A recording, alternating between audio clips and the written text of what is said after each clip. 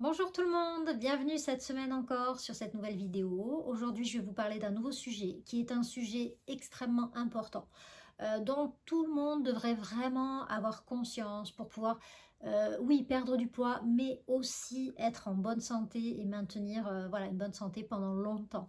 Aujourd'hui, je vais vous parler de l'équilibre acido-basique. Voilà.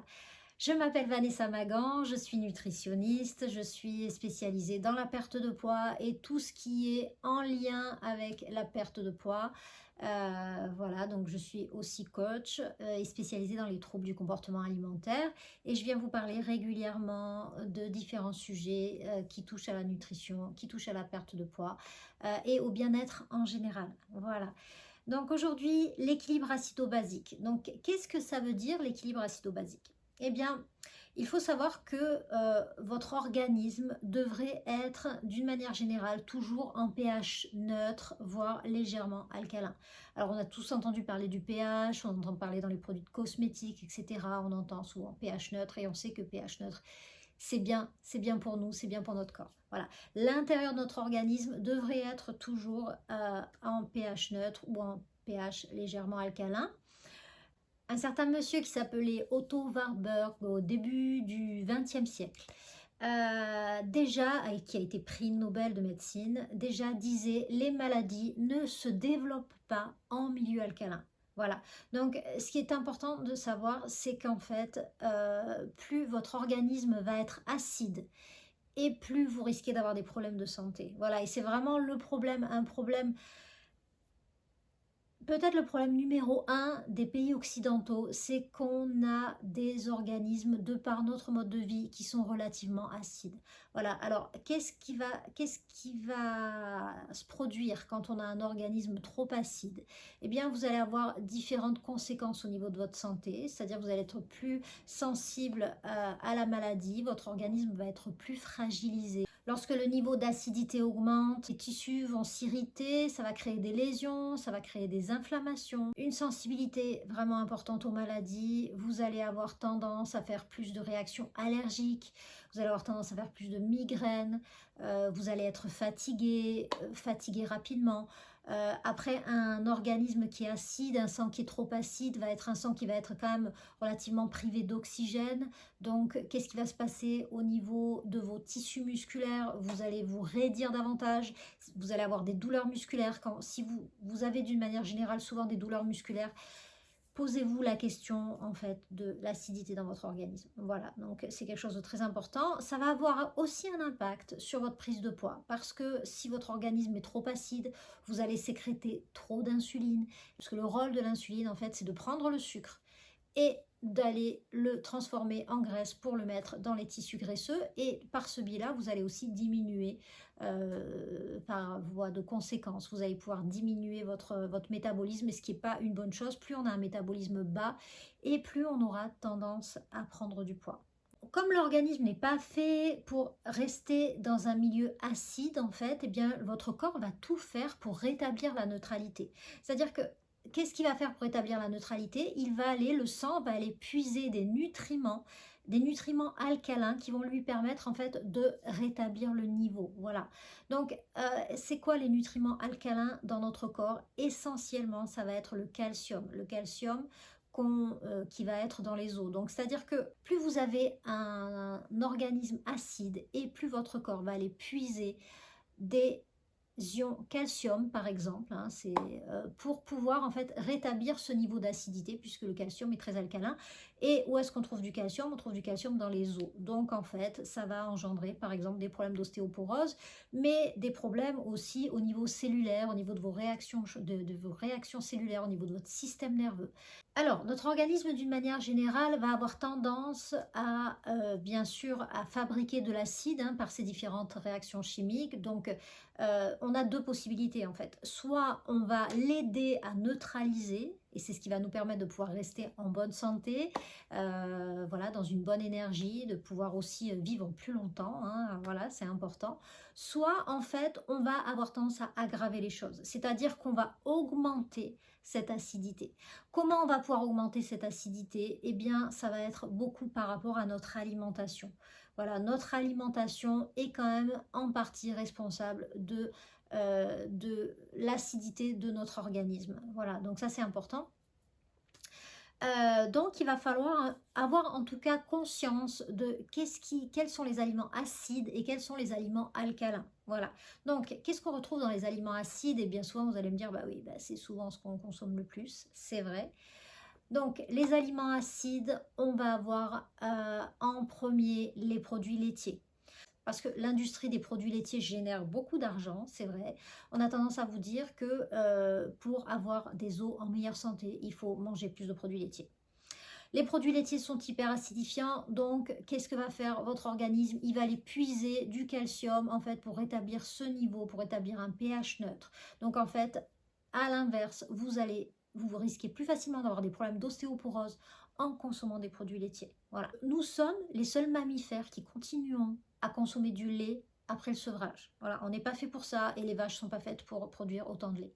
Le lait, c'est pour les veaux à la base. Donc voilà, c'est pas quelque chose qui est nécessaire à notre santé et on peut trouver le calcium dans bien d'autres produits, dans beaucoup de légumes, on va retrouver du calcium, on va retrouver du calcium dans l'eau, dans plein d'autres aliments que dans les produits laitiers. Donc les produits laitiers sont hyper acidifiants. Les viandes aussi, les viandes de par leur élimination, en fait, de par leur digestion, vont être responsables de sécrétion d'acide. Voilà, par exemple, on sait très bien que la maladie qui s'appelle la goutte est liée à une surcharge d'acide urique, par exemple, qui va se cumuler dans vos tissus. Et la première des choses, quand on souffre de cette maladie, on va dire, bah, attention, diminuer fortement les protéines d'origine animale. Le métabolisme de la viande va en fait sécréter beaucoup d'acides et différents types d'acides. Voilà, donc les viandes, surtout les viandes rouges en priorité, sont à limiter. Voilà, on favorisera davantage les viandes blanches, mais on n'est pas obligé de consommer de la viande tous les jours, vraiment. Les sucres, tout ce qui est sucré va être hyper acidifiant. Voilà, le sucre est acide par définition. Donc, tous les produits très sucrés, mais aussi les produits raffinés qui deviennent du coup sucrés, les pâtes blanches, les farines blanches, le pain blanc, etc. Donc, n'hésitez pas à revenir sur votre liste des index glycémiques. Plus l'index glycémique est haut quand même, et plus en fait ce produit va être sucré, et notamment acidifiant, et plus il sera bas, et mieux ce sera. Voilà. Et tout ce qui va être produits industriels, produits raffinés, les aliments comme ça transformés, prêts à consommer, sont des aliments qui sont acidifiants. Voilà. Donc, je ne suis pas en train de dire qu'il ne faut pas consommer ces aliments. Je suis en train de dire qu'on ne devrait pas consommer en majorité ces aliments-là. Voilà. En revanche, pour aider votre organisme à rétablir la neutralité, en fait, eh bien, on devrait favoriser les aliments alcalins. Alors, c'est quoi les aliments alcalins? Ça va être tout ce qui est vert. Voilà, tous les légumes sont alcalins. C'est vraiment, voilà, n'hésitez pas à consommer énormément de légumes. Vous allez pouvoir aider votre organisme. Vraiment. Les fruits, alors surtout les fruits rouges par exemple, ça c'est vraiment très bien. Le citron est extrêmement alcalinisant. Si vous pouvez consommer du citron, par exemple, remplacez le vinaigre que vous allez mettre dans votre assaisonnement par du citron. Le vinaigre est très acidifiant, hein. Bon, on le sent que c'est acide le vinaigre, donc remplacez par du citron qui lui, contrairement à ce qu'on peut penser, n'est pas du tout acidifiant. Voilà. L'eau, on est quand même fait de 2 tiers d'eau, 65% d'eau. Donc, quand on ne boit pas suffisamment, on maintient aussi l'acidité dans son organisme. Et ça, c'est vraiment un problème. C'est quelque chose que je rencontre dans les suivis de mes patients tout le temps. Les gens ne boivent pas suffisamment parce qu'ils n'ont pas soif. Mais quand on a soif, on est déjà déshydraté. Donc, on devrait consommer au moins 2 litres d'eau par jour. Voilà. Donc, consommez beaucoup d'eau, mettez du citron dans votre eau et vous allez vraiment aider votre organisme. Voilà. Après, tout ce qui est, parce que j'ai dit, il faut réduire les protéines d'origine animale, mais ça ne veut pas dire qu'il ne faut pas de protéines. Attention, je ne reviens pas sur ce que j'ai dit, les protéines sont hyper importantes, ce sont les briques de votre organisme et vous en avez besoin pour construire votre masse musculaire, mais aussi tous vos hormones, votre système immunitaire, un tas de choses va être construit à base de protéines. Donc, les protéines sont très très importantes. mais on va pouvoir consommer vraiment des protéines d'origine végétale. Alors, ça va être quoi? Ça va être beaucoup de légumes secs. Les légumes secs, c'est pareil, ça va être alcalinisant, c'est extrêmement bon pour votre corps. Et en plus, c'est un index glycémique bas, donc ça va permettre de stimuler votre métabolisme, d'augmenter votre métabolisme, donc c'est très bien. Voilà. Les oléagineux aussi, tout ce qui est noix, noisettes, amandes, voilà, c'est vraiment, sont des produits santé par excellence. Alors, bien sûr, on ne grignote pas toute la journée des noix, des amandes, des oléagineux, parce que au bout d'un moment, ça va vous faire prendre du poids, c'est sûr. Maintenant, voilà, quand vous avez faim et au moment du repas, les oléagineux, c'est vraiment très très bien. Alors au niveau des boissons, le thé est alcalinisant par excellence. N'hésitez pas à consommer du thé. En numéro 1, le thé vert qui est vraiment un produit santé, antioxydant, voilà, qui va avoir plein de vertus intéressantes. Numéro 2, le thé blanc, qui sera aussi très bien. Et le thé noir, c'est bien aussi, voilà. Donc, consommer du thé, c'est vraiment remplacer, si vous pouvez, le café par le thé. Le café, il est diurétique, c'est-à-dire qu'il va vous déshydrater et en plus, c'est quelque chose de très acide. C'est voilà, c'est pas un produit santé. Donc, idéalement, si vous pouvez remplacer, alors peut-être pas tout le temps, mais voilà, pensez-y à à consommer plus de thé que de café et vous vous rendrez service. Voilà. Pour tout ce qui est sucre, il y a plein de recettes où vous pouvez remplacer le sucre raffiné qui est pareil, très acide. Vous pouvez le remplacer par le sucre de coco, par la stevia qui est d'origine végétale et par le sirop d'érable par exemple. Voilà. Et vous pouvez consommer du miel aussi, c'est aussi un aliment santé. Voilà.